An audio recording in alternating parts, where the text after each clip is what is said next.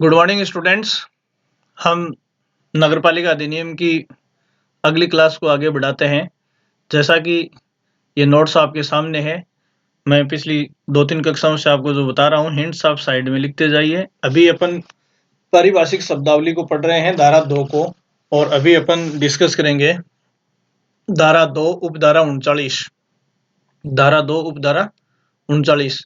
धारा 2 उपधारा 39 में जिस चीज को डिफाइन किया गया है वो है नगरपालिक क्षेत्र। देखो, नगरपालिक क्षेत्र, नगरपालिका क्षेत्र का मतलब म्युनिसिपल अकाउंटिंग का मतलब या उस क्षेत्र का मतलब क्या है। तो पहली बात तो इसमें नगरपालिका शब्द में वो सारे तीनों संस्थाएं आएंगी, नगरपालिक बोर्ड, नगर परिषद और नगर निगम। यहाँ देखिए, नगरपालिका क्षेत्र से तात्पर्य उस प्रादेशिक क्षेत्र से है जिसे समय समय पर राज्य सरकार अधिसूचित करे। तो देखो, किसी भी नगरपालिका क्षेत्र को अधिसूचित करने का पावर किसको है? राज्य सरकार को है। ठीक है। जैसे पुरानी नगरपालिका के क्षेत्र को हटाना है, नगरपालिका क्षेत्र में नया क्षेत्र ऐड करना है, कोई नगरपालिक बोर्ड नए सिरे से घोषित करना है, कोई नगर परिषद नए सिरे से घोषित करनी है, नगर निगम नए सिरे से घोषित करनी है, ये सारे पावर जो है वो किसके पास है? राज्य सरकार के पास है। और किसी भी नगरपालिका क्षेत्र को गजट में नोटिफाई करने की शक्ति जो है वो राज्य सरकार को दी गई है। ठीक है। अब इसमें देखिए, सवाल की संभावना जो है वो है, बेसिकली इंपॉर्टेंट जो लैंग्वेज हो सकती है वो है नगरपालिका अधिनियम 2009 के तहत ये किसी की जगह किसे है, किसे नगरपालिका क्षेत्र को अधिसूचित करने की शक्ति है? तो इसका उत्तर बनता है राज्य सरकार को। तो नगरपालिका क्षेत्र को नोटिफाई करने का पावर धारा 2 उपधारा 39 में किसको है? राज्य सरकार को है। नेक्स्ट आप देखिए, धारा 2 उपधारा 40, ये रोमन पद्धति में है। उपधारा 40 नगरपालिक निधि, म्युनिसिपल फंड के बारे में इसमें दिया गया है। तो नगरपालिका का जो फंड होगा, म्युनिसिपल फंड जो होगा, उसके बारे में देखो, नगरपालिका की एक निधि होगी, ये उल्लेख किया गया है धारा 2 उपधारा 40 में। लेकिन इस निधि को किस धारा के तहत गठित किया जाएगा? धारा 79 या 79 के तहत गठित किया जाएगा। देखना, वही है, पैरेलल चल रहा है। तो नगरपालिक निधि के गठन का प्रावधान किस में है? सेक्शन 79 में है। लेकिन प्रत्येक नगरपालिका की एक नगरपालिक निधि होगी, इसका उल्लेख किसमें है? धारा 2 उपधारा 40 में। ठीक है। तो देखो, सेक्शन 79 में नगरपालिक निधि के बारे में क्या कहा गया है? सेक्शन 79 के तहत नगरपालिका अधिनियम के प्रयोजनों के लिए, देखो, नगरपालिका अधिनियम के जो प्रयोजन या मकसद है या उद्देश्य है, उनको पूरा करने के लिए नगरपालिका द्वारा न्यास तय धारित का मतलब यह है कि उस निधि या उस कोष की नगरपालिका स्वामी नहीं होगी, ट्रस्टी होगी। मतलब जो भी नगरपालिका की ओर से काम करने वाले लोग होंगे, वो एक ट्रस्टी या न्यासी की हैसियत से नगरपालिका अधिनियम के उद्देश्यों को पूरा करने के लिए उस कोष से पैसे खर्च कर सकेंगे, लेकिन वो उस फंड के स्वामी नहीं है। न्यास का मतलब यही होता है। ठीक है। न्यास तय आधारित एक निधि होगी। तो ये ध्यान रखना है कि स्वामी या अधिभोगी की हैसियत से नहीं होकर किस हैसियत से होते हैं? न्यास तय आधारित होती है। एक निधि होगी जिसमें इस अधिनियम के तहत नगरपालिका द्वारा वसूल किए जाने योग्य अथवा इनमें कोई अन्य जमा धन होगा। तो देखो, इस निधि में कोई भी ऐसा कर, ये यहाँ टैक्स शब्द नहीं आया। देखो, इस अधिनियम नगरपालिका द्वारा वसूल किए जाने योग्य कर, यहाँ ये होगा कर। नगरपालिका कोई भी कर या तो वसूल कर चुकी है या नगरपालिका द्वारा किया जा सकता है, वो टैक्स या अन्य कोई भी धन जो उसमें जमा हो गया, वो उस निधि का गठन करेगा। ये यूं कहें कि नगरपालिका अधिनियम के तहत जो नगरपालिक निधि गठित की जाएगी, उसमें पैसा कहाँ से आएगा? तो नगरपालिका द्वारा वसूल किए जाने वाले जितने भी टैक्स या अन्य शुल्क वगैरह या पेनल्टीज है, वो उसमें जमा होंगी, उससे उस निधि का क्या होगा? गठन होगा। फिर अगले में दिया गया है धारा 2 उपधारा 41।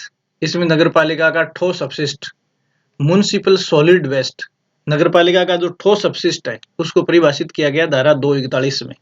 अब यहाँ ये धारा उतनी इंपॉर्टेंट नहीं है, फिर भी देखिए, इसका मीनिंग आपसे पूछ सकते हैं। परिसंकट, देखो, परिसंकटमय पदार्थ हैजार्डियस वेस्ट को धारा 2 उपधारा 31 में डिफाइन किया गया है। तो देखो, यहाँ परिसंकटमय पदार्थ अलग है और ठोस अपशिष्ट पदार्थ अलग है।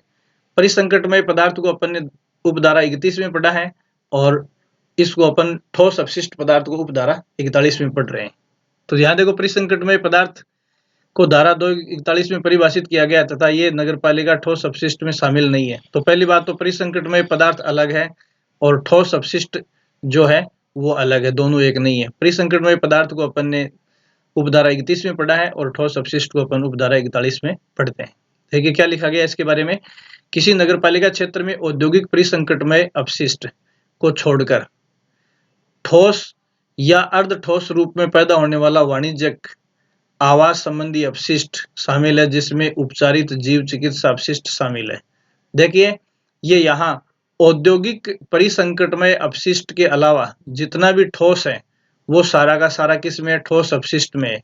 चाहे वो ठोस रूप में हो, चाहे अर्ध ठोस रूप में हो, चाहे वो वाणिज्यिक कॉमर्शियल परिसरों से निकले, चाहे वो अपशिष्ट आवासों से निकले, या फिर चाहे वो उपचारित जैव चिकित्सा अपशिष्टों के रूप में हो।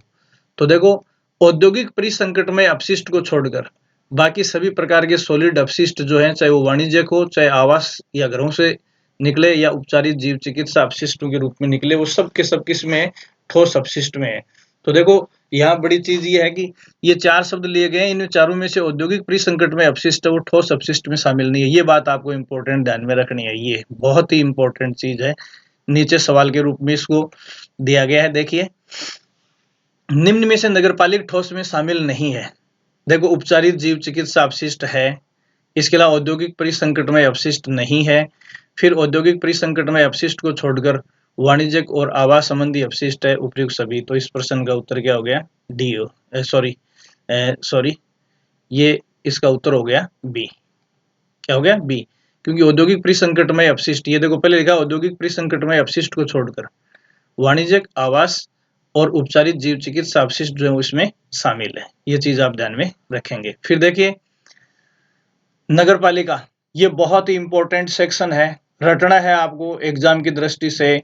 नगरपालिका को परिभाषित किया गया है धारा 2 उपधारा 42, धारा 2 उपधारा 42, ये बहुत ही इंपॉर्टेंट है। धारा 2 उपधारा 42 में किसे परिभाषित किया गया है, नगरपालिका को, म्युनिसिपैलिटी को।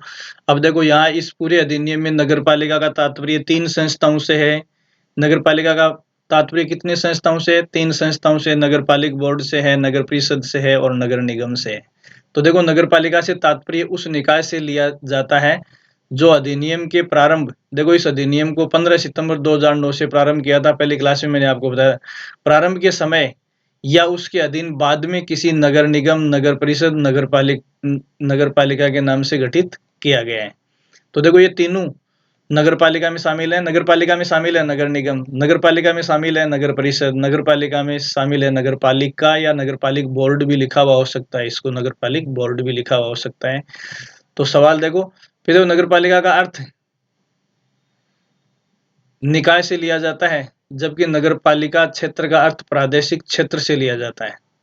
ठीक है, नगरपालिका निकाय संस्था है, निकाय, जबकि नगरपालिका क्षेत्र प्रादेशिक क्षेत्र है, ये भौगोलिक क्षेत्र है और ये संस्था है।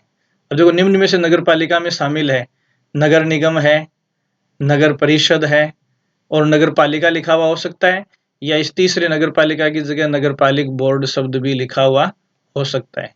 तो इस अधिनियम में जहां जहां भी नगरपालिका शब्द लिखा हुआ होगा तो वहां आपके दिमाग में कितनी संस्थाएं आनी चाहिए, 3, नगर निगम, नगर परिषद, नगरपालिका बोर्ड। देखो नगरपालिका तो लिखा हुआ है तो नगरपालिक बोर्ड है वो भी इसमें शामिल है। तो ये 3 संस्थाएं जो इस प्रश्न का उत्तर क्या हो गया, चौथा हो गया, उपयुक्त सभी।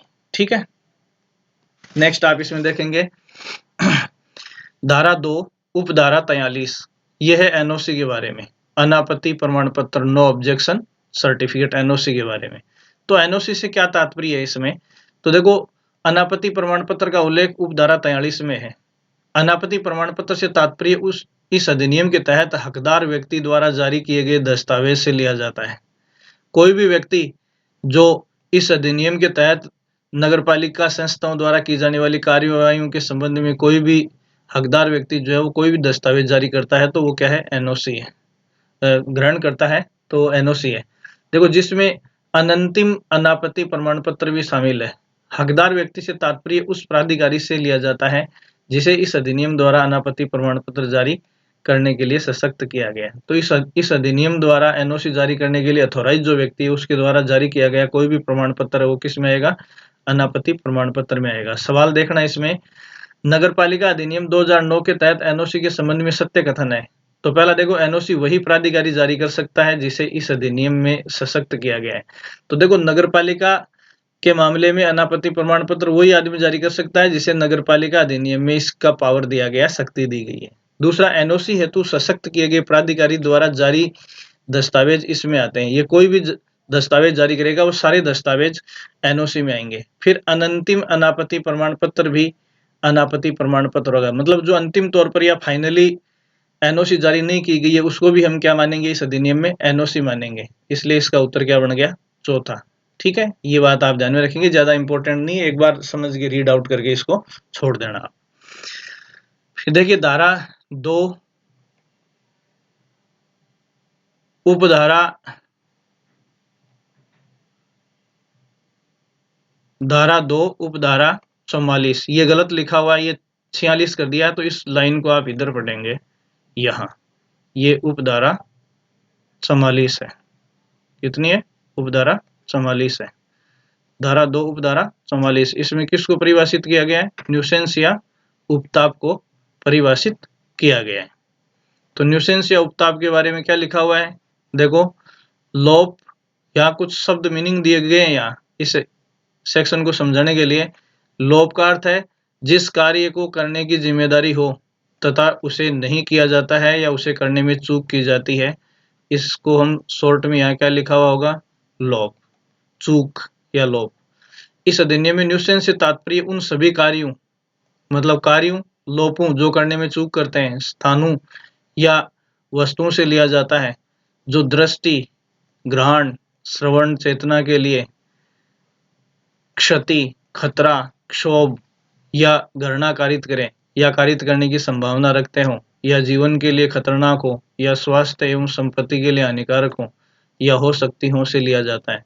तो देखो, ये दृष्टि आंखों के लिए, नाक के लिए, कान के लिए, अगर कोई ऐसा कोई कार्य या लोप है जिससे हमें कोई क्षति हो सकती है, खतरा हो सकता है, कोई क्षोभ या घृणा कारित हो सकती है, या इनमें से किसी के भी होने की संभावना है, या जीवन जीने के लिए खतरनाक हो, या अपने स्वास्थ्य के विपरीत हो, या अपने हेल्थ को किसी प्रकार की हानि पहुंचा सकता हो, तो ये सभी प्रकार की जो कार्य या लोप हैं, या अगर ऐसा कोई स्थान, परिसर या ऐसी कोई वस्तु है जिससे ऐसा होने की संभावना है या हो रहा है, तो उसे हम क्या मानेंगे?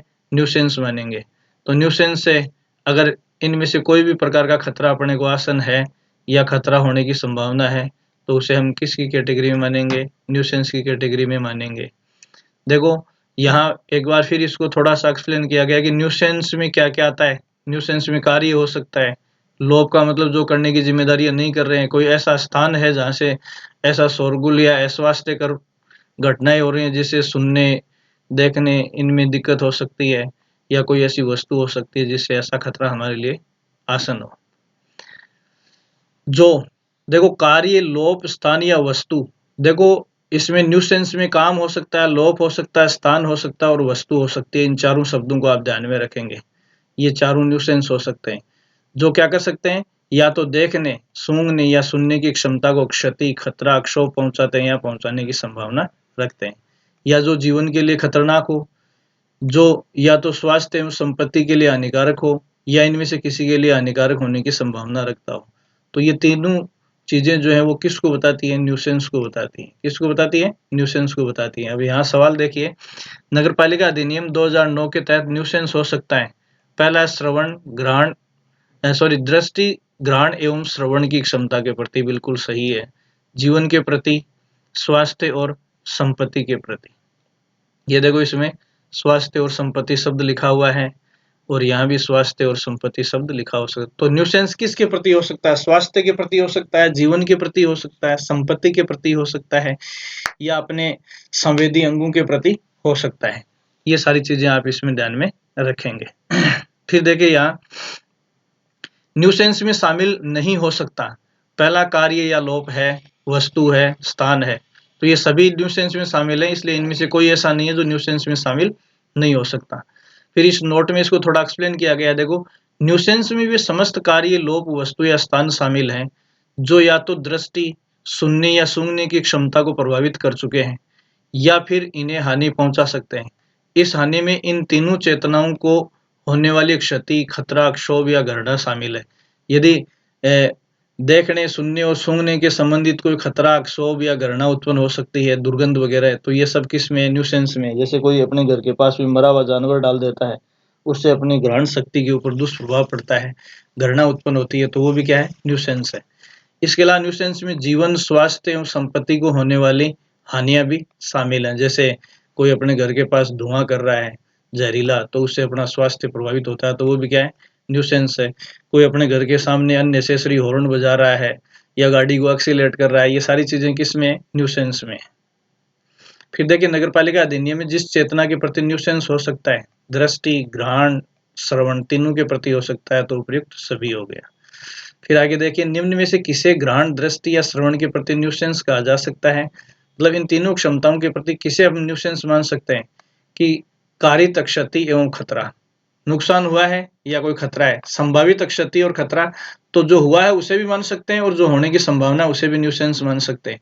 कारित क्षोभ या घृणा, जो घृणा पैदा हो चुकी या घृणा पैदा हो सकती है, या फिर संभावित क्षोभ या घृणा, ये सारे क्या हैं? न्यूसेंस में आते हैं। इसलिए इस सवाल का उत्तर क्या हो गया? इस सवाल का उत्तर हो गया ई। क्या हो गया? ई।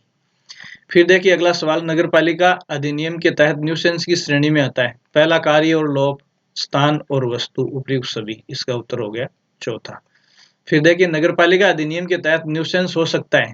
पहला, जीवन व स्वास्थ्य को हानि पहुंचाने वाला कार्य, लोप, स्थान या वस्तु, बिल्कुल हो सकता है। दूसरा, जीवन व स्वास्थ्य को हानि पहुंचाने की संभावना, ये देखो पहुंचाने वाला और यहाँ पहुंचाने की संभावना रखने वाला, दोनों ही प्रकार के कार्य, लोप, स्थान या वस्तु क्या हो सकते हैं? न्यूसेंस हो सकते हैं। फिर संपत्ति को हानि पहुंचाने वाला कार्य, ये तो है जीवन और स्वास्थ्य के लिए, और इन दोनों में संपत्ति के लिए, संपत्ति को हानि पहुंचाने वाले कार्य, लोप, वस्तु या स्थान, या संपत्ति को हानि पहुंचाने की संभावना रखने वाले कार्य, लोप, स्थान या वस्तु आदि, ये सभी क्या हो सकते हैं? ये सभी न्यूसेंस हो सकते हैं।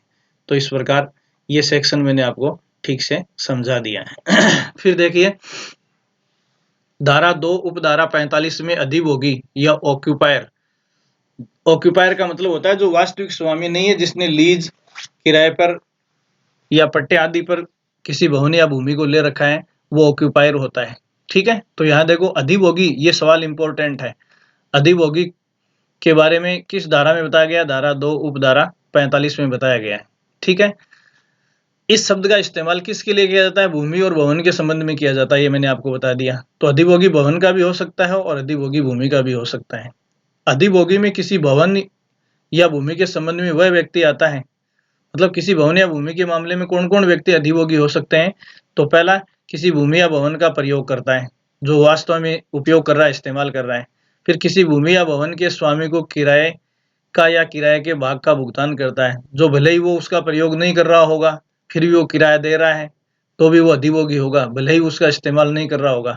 फिर तीसरा, किसी भूमि या भवन के उपयोग हेतु किसी नुकसानी का भुगतान करता है, रह भी नहीं रहा है, किराया भी नहीं दे रहा है, लेकिन किसी भवन या भूमि के उपयोग के लिए वो किसी प्रकार का नुकसान रह रहा, उपयोग हेतु किसी प्रकार का नुकसान, जैसे उसका मेंटेनेंस वगैरह दे रहा है, बिजली का बिल वगैरह दे रहा है, तो ऐसी सिचुएशन में उसे हम अधिभोगी मानेंगे। नोट देखो, इस धारा में वह अधिभोगी भी शामिल है जो किराया नहीं देता। ये मैंने आपको बताया कि किराया देना जरूरी नहीं है, खाली मेंटेनेंस देकर भी हम अधिभोगी हो सकते हैं। स्वयं की भूमि या भवन का इस्तेमाल करने वाला स्वामी अधिभोगी नहीं हो सकता। जो स्वामी है और किसी भवन या भूमि का जो स्वामी है, वो अपनी ही भूमि के अधिभोगी होने का दावा नहीं कर सकता, क्योंकि कोई भी आदमी अपने आप का किराएदार नहीं हो सकता, अपने आप का कोई पट्टा धारक नहीं हो सकता, इसलिए उसे अधिभोगी नहीं माना जा सकता, उसे स्वामी ही माना जाएगा। फिर देखो धारा 2 उपधारा 46, इसमें देखो घरणोत्पादक पदार्थ, पीछे मैंने आपको हैजार्डियस परिसंकटमय पदार्थ और ठोस अपशिष्ट दो अलग बताए। उपधारा 31 में मैंने परिसंकटमय पदार्थ की बात की है, उपधारा 41 में मैंने ठोस अपशिष्टों की बात की है, और अपन उपधारा 46 में किसकी बात कर रहे हैं? घरणोत्पादक पदार्थों की बात कर रहे हैं। इनको थोड़ा सा आप मैच करेंगे। 31 में परिसंकटमय पदार्थ, 41 में ठोस अपशिष्ट और यहाँ 46 में गणोत्पादक पदार्थ। इधर आप इनकी मैचिंग बनाएंगे, कौन सी सेक्शन में ऐसा सवाल बन सकता है। फिर देखो गणोत्पादक पदार्थ में रसोई कचरा, रसोई का कचरा, अस्तबल का कचरा, जैसे अपन ने घोड़े वगैरह, खच्चर वगैरह या किसी प्रकार का जानवर पाल रखा है, गोबर, गंदा या गलित या सड़ने वाला पदार्थ या किसी प्रकार की गंदगी शामिल है। लेकिन इसमें मल शामिल नहीं है। अपनी जो टॉयलेट है वो किस में शामिल नहीं है, गणोत्पादक पदार्थ में शामिल नहीं है। ये ध्यान रखना, गणोत्पादक पदार्थ में सीवेज शामिल नहीं है। यहाँ सवाल देखिए, नगरपालिका अधिनियम में परिभाषित गणोत्पादक पदार्थ में शामिल नहीं है। पहला है रसोई का कचरा शामिल है, अस्तबल का कचरा शामिल है, गोबर शामिल है, मल या सीवेज जो उसमें शामिल नहीं है। बहुत ही इंपॉर्टेंट सवाल है, आप ध्यान से देखेंगे। ध्यान ये रखना है कि मल या सीवेज जो है वो किस में शामिल नहीं है, गणोत्पादक पदार्थ में शामिल नहीं है। वहां ऊपर मैंने आपको बता दिया था कि जो परिसंकटमय पदार्थ है वो ठोस अपशिष्ट में शामिल नहीं है, ये भी आपको ध्यान रखना है। तो मेन जो ऑप्शन बनता है वही आपको ध्यान में रखना है। फिर देखो धारा 2 उपधारा 47, नगरपालिका का अधिकारी, म्युनिसिपैलिटी ऑफिसर्स, ये भी इंपॉर्टेंट है। म्युनिसिपैलिटी ऑफिसर्स को सेक्शन 2 सबसेक्शन 47 में डिफाइन किया गया है। इसकी डेफिनेशन देखो क्या दी गई है, नगरपालिका अधिनियम के तहत या इस अधिनियम के द्वारा सृजित किसी भी पद को धारण करने वाला व्यक्ति नगरपालिका का अधिकारी होगा। तो देखो या तो नगरपालिका अधिनियम में कोई पद उसको सौंपा गया है या इस अधिनियम के तहत कोई अन्य पद सृजित किया गया है और उस पद को कोई व्यक्ति धारण करता है तो वह क्या कहलाएगा, नगरपालिका का अधिकारी कहलाएगा। लेकिन इसमें अपवाद एक्सेप्शन देखो क्या है, इसमें लिखा गया है लेकिन नगरपालिका या इसकी किसी समिति का कोई सदस्य नगरपालिका का अधिकारी नहीं होगा। देखो नगरपालिका का सदस्य मतलब जो इलेक्शन के द्वारा जो लोग आते हैं या वार्ड से चुनाव जीत कर आते हैं वो लोग नगरपालिका के सदस्य, नगरपालिका के अधिकारी नहीं होते हैं। सवाल देखिए, निम्न में से नगरपालिका का अधिकारी है, तो इसमें पहला ऑप्शन है अधिनियम के तहत किसी पद पर नियुक्त कोई व्यक्ति। देखो अधिनियम के तहत किसी पद पर नियुक्त कोई व्यक्ति नगरपालिका का अधिकारी है। फिर देखो नगर परिषद या नगरपालिका का कोई पार्षद या सदस्य, नगरपालिका का कोई पार्षद या सदस्य नहीं होगा, मैंने आपको अभी बताया है। फिर नगर निगम का कोई निगम पार्षद, ये भी चुनाव से आता नहीं है। नगरपालिका, नगर परिषद या नगर निगम या कि किसी समिति का कोई सदस्य, ये भी इसमें नहीं आता है। तो नगरपालिका अधिकारी में केवल वो आएंगे जो या तो नगरपालिका अधिनियम में परिभाषित हैं या इसके तहत कोई अन्य पद सृजित किया गया उसे धारण करता है। फिर लास्ट सबसेक्शन इस स्लाइड का जो है वो है धारा 2 उपधारा 48। इसमें देखो अन्य अभिकरण, अदर एजेंसीज, तो अन्य अभिकरण ये कोई खास इंपॉर्टेंट सेक्शन नहीं है, तो आप सेक्शन को छोड़ सकते हो। ठीक है, अभिकरण में कोई भी प्राइवेट कंपनी हो सकती है, कोई भी फर्म हो सकती है, कोई भी सोसाइटी हो सकती है, कोई निगमित निकाय हो सकता है, कोई संस्था हो सकती है, तथा सरकारी क्षेत्र की कोई एजेंसी या संयुक्त उपक्रम हो सकता है। किसी अन्य विधि के अधीन गठित कोई अभिकरण हो सकता है। तो अन्य अभिकरण का मतलब ये है कि ऐसी एजेंसियां जो सरकारी और गैर सरकारी या प्राइवेट है जो नगरपालिका के कार्यों को कर सकती है। तो यहाँ देखिए सवाल यह कि अन्य नगरपालिका अधिनियम में अन्य अभिकरण है तो सरकारी क्षेत्र की एजेंसी हो सकती है, सरकारी क्षेत्र का कोई संयुक्त उपक्रम हो सकता है और प्राइवेट कंपनी या फर्म हो सकती है। तो इस प्रश्न का उत्तर क्या हो गया, चौथा हो गया। कहने का मतलब इसमें सवाल यही पूछ सकते हैं आपसे कि नगरपालिका अधिनियम के तहत अन्य अभिकरण में कौन शामिल हो सकता है, तो सरकारी एजेंसी, सरकारी संयुक्त उपक्रम, प्राइवेट कंपनी या फर्म। तो ये चीजें मैंने आपको सेक्शन 2 सबसेक्शन 48 तक आपको बताई है। इनको जैसे जैसे बता रहा हूँ साइड में आप नोट करते जाइए। इस साइड में लेफ्ट साइड में बिल्कुल अलग कलर के पेन से जो चीजें हैं और उन्हीं को आप बार बार रिपीट कीजिए। तो आज की इस स्लाइड में अभी अपन इतना ही देखेंगे। Thank you so much.